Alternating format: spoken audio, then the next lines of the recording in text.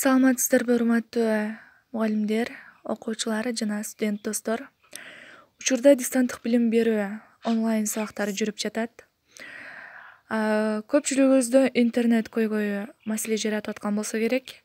Эгерде сиздер ОШКО номер колдонуп жаткан болсоңуздар, анда мен силерге эң жөнөкөй, оңой, акысыз интернетти сунуштайм. Албетте кантип? Албетте оңой компаниясы бизге Мугалим 200 деген тарифти атайын иштеп чыкты. Ал Мугалим 200 тарифине кантип улануу керек? Шарттары эң жөнөкөй. Анда эмесе мен силерге көрсөтүп кетмекчимин. Play Markеттен бул Мой оңой программасын скачать этип алыңыздар. Скачать эткен соң ачабыз. Мына мен бул программага кирип атам.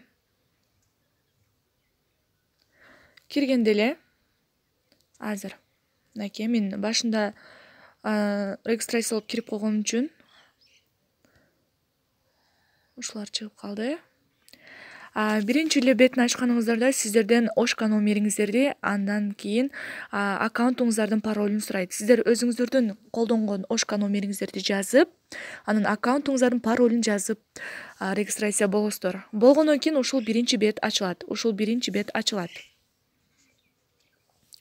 Ачылгандан кийин эми караңыздар. Бул жерде тариф, услуги, детализация деген баскычтар турат. Биз албетте кимисине киребиз? Биринчи эле бул жерде тарифке киребиз.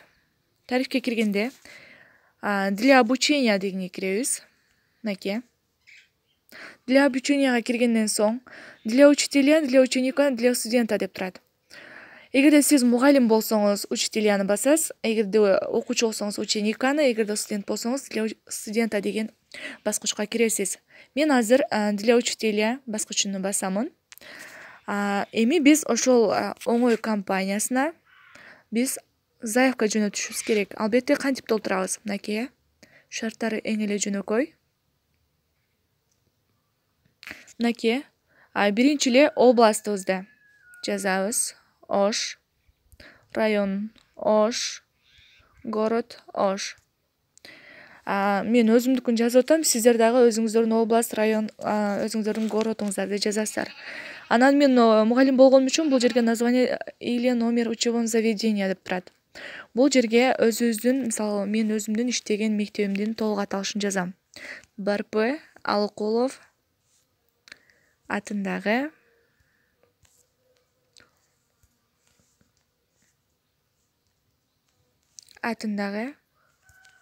мынакей.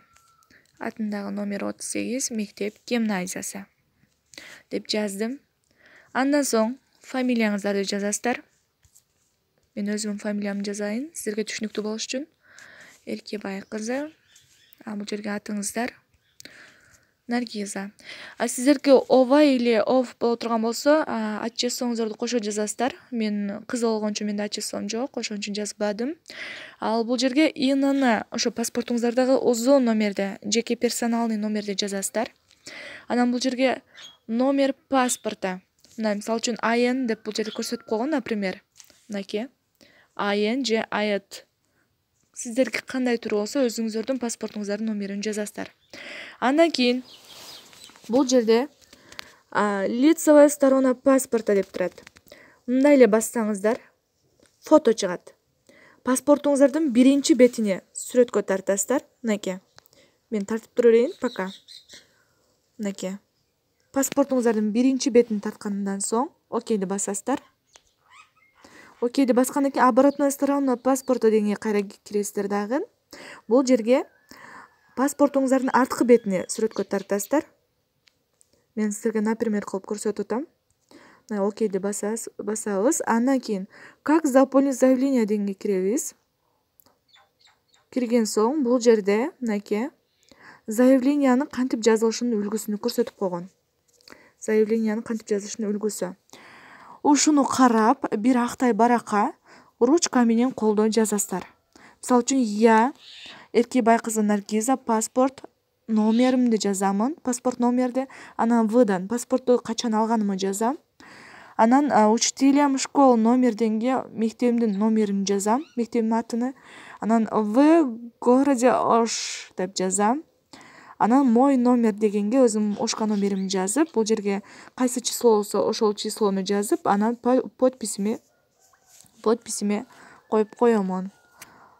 Бул сиздерге, например, ушуну үлгү кылып жазасыздар. Бир актай баракка жазып бүткөнүңүздөрдөн соң мына заявление дегенге киресиздер дагы. Кирип өзүңүздөрдүн ошол жазган заявленияңыздарды сүрөткө тартасыздар. Мына заявленияны сүрөткө тарттым деп элестетиңиздер, анан окейди басабыз. Окейди баскандан соң мынакей баардыгы аткарылып бүттү. Мен азыр бул жерге атайын паспорттун номерлерин жазган жокмун. Мүмкүн сиздер өзүңүздөрдүкүн жазасыздар. Баардыгын толтуруп бүткөн соң подать заявку дегенди басасыздар. Басканда эле сиздерге ваша сообщение отправлено, ваша заявка отправлена деп түшөт, жазуу чыгат. Андан соң мынакей кандай СМС келет? Мой оңой компаниясынан. Мисалы, мен кече толтуруп жөнөткөн болчумун. Мынакей. Мына экинчи СМСти окуп берейин сиздерге. Мен себеби паспортум жанымда болбогон үчүн копиясын эле сүрөткө тартып жиберген болчумун. Мага мындай деп СМС келди. Ваша заявка на подключение тарифного плана Мугалим 200 была отключена. Заявка на копию паспорта не рассматривается. Копияңызды болбойт деп атат. Ошон үчүн демек оригинал паспортуңуздарды тартышыңыздар керек. Проверьте дейт правильность введенных данных и попробуйте снова дейт. Кайрадан оригинал паспортуңузду сүрөткө тартып жибериң дейт. Мен паспорттун жанымда болбогон үчүн жанымда копиясы эле бар экен, ошон үчүн копиясын тартып жиберген болчумун. Эгерде сиздер паспортуңуздун оригиналын сүрөткө тартып жибере турган болсоңуздар, автоматтык түрдө ваша заявка на подключение тарифного плана Мугалим 200-гө была выключена деп келет СМС.